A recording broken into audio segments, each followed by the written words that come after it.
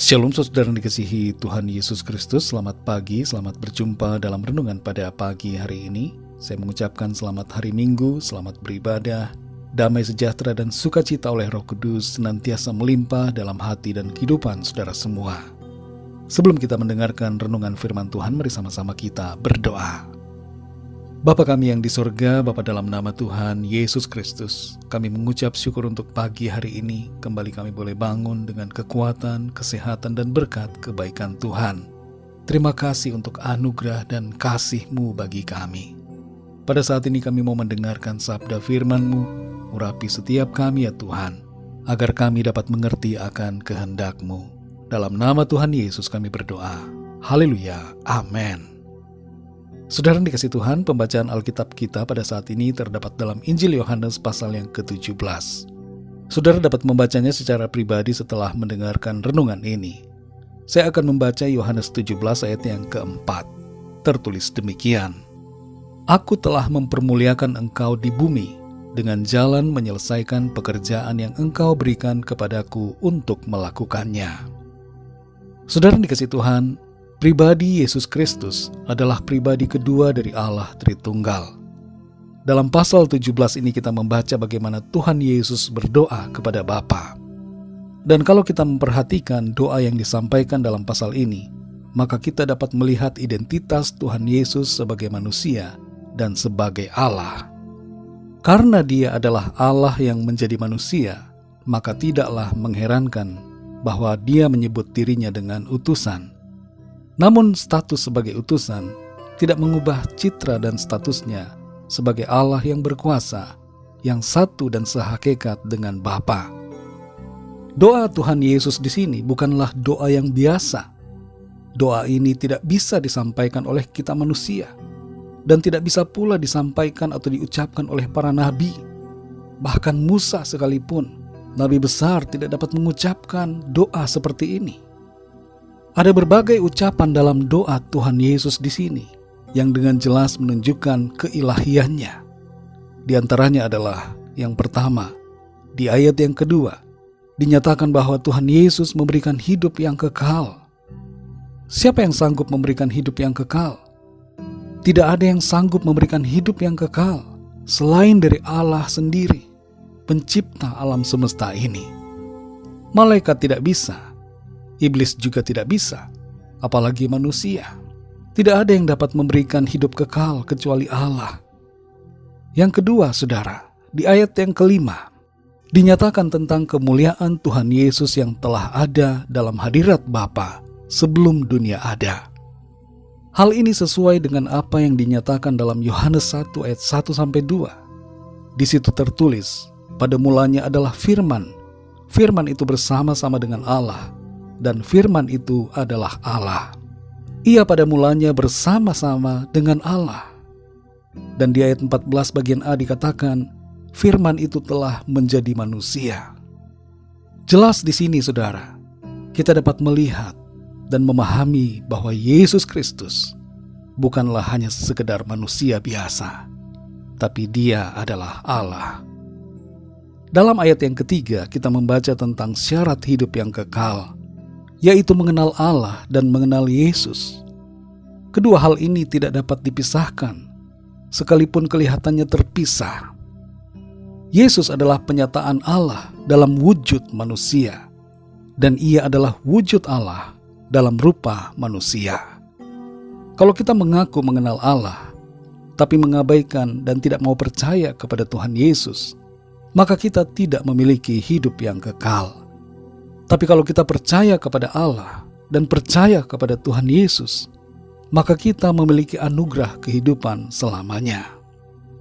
Saudara dikasih Tuhan, hal ini jangan membingungkan kita, seolah Allah dan Tuhan Yesus itu terpisah. Tuhan Yesus adalah Allah, Elohim, Yahweh. Bapa juga adalah Yahweh, Elohim. Dan Roh Kudus juga adalah Yahweh, Elohim, Allah pencipta. Yang membedakan hanyalah bahwa Tuhan Yesus adalah pribadi Allah yang menjadi manusia. Dan disinilah keistimewaan pribadi Kristus. Dia dapat disebut sebagai utusan. Dia dapat disebut sebagai anak domba Allah. Dia bisa disebut sebagai nabi, bahkan dia bisa disebut sebagai seorang tukang kayu karena kemanusiaannya. Tapi pribadinya sebagai Allah tidak dapat dipisahkan. Kalau kita tidak mengerti akan hal ini, jangan kita gelisah dan jangan bingung, sebab memang demikianlah seharusnya pribadi Allah, jauh melampaui pengertian kita.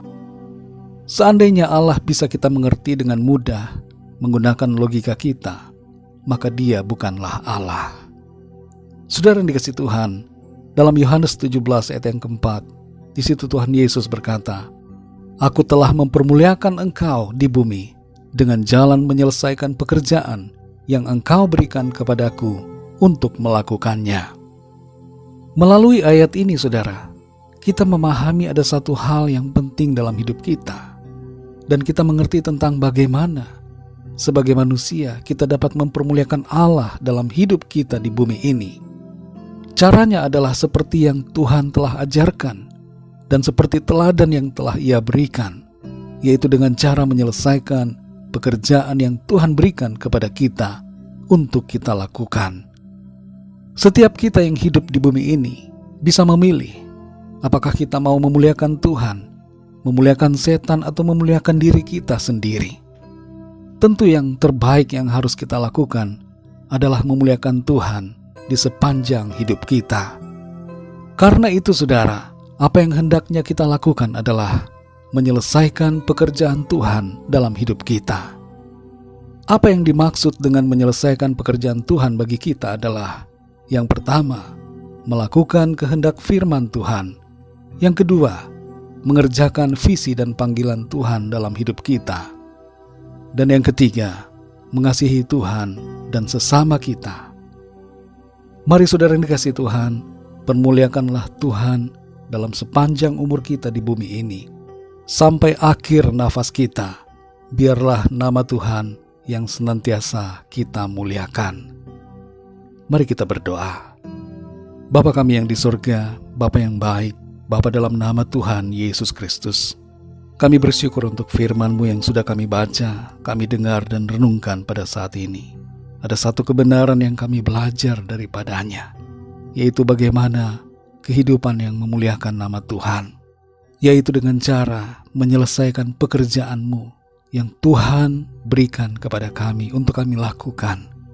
Tolong kami Tuhan, agar sepanjang umur hidup kami di bumi ini, kami senantiasa melakukan kehendak firman-Mu, mengerjakan visi panggilan-Mu dalam hidup kami, dan mengasihi Engkau, serta mengasihi sesama kami. Ajar kami terus ya Tuhan untuk mengerti akan kehendak-Mu, dan mengerti akan panggilan dan rencana-Mu yang khusus dalam hidup kami, sehingga kami dapat memahami dan mengerjakannya bagi hormat kemuliaan nama Tuhan. Terima kasih Tuhan, berkati kami di sepanjang hari ini. Biarlah semua yang kami lakukan senantiasa menyenangkan hati-Mu Tuhan. Dan kami berdoa untuk yang sakit dan dalam pergumulan, agar Engkau menjamah mereka, menyembuhkan dan memulihkan, serta memberikan pertolongan-Mu yang ajaib atas setiap kami. Terima kasih Bapa, kami percaya kami alami kemenangan dan sukacita Tuhan dalam kehidupan kami. Dalam nama Tuhan Yesus Kristus, Tuhan dan Juru Selamat kami sudah berdoa dan mengucap syukur. Haleluya. Mari sama-sama kita berdoa doa Bapa kami. Bapa kami yang di sorga, dikuduskanlah nama-Mu, datanglah kerajaan-Mu, jadilah kehendak-Mu di bumi seperti di sorga. Berikanlah kami pada hari ini makanan kami yang secukupnya, dan ampunilah kami akan kesalahan kami, seperti kami pun mengampuni orang yang bersalah kepada kami. Dan janganlah membawa kami ke dalam pencobaan, tetapi lepaskanlah kami daripada yang jahat, karena Engkaulah yang mempunyai kerajaan, dan kuasa dan kemuliaan sampai selama-lamanya. Amin. Terimalah berkat Tuhan.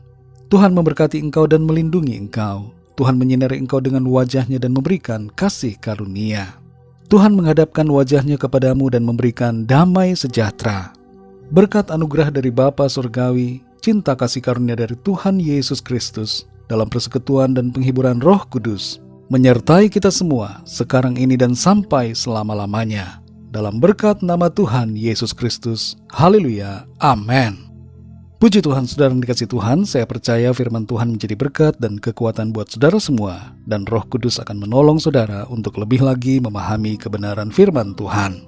Tuhan Yesus memberkati saudara semua. Sampai jumpa dalam renungan yang berikutnya. Haleluya.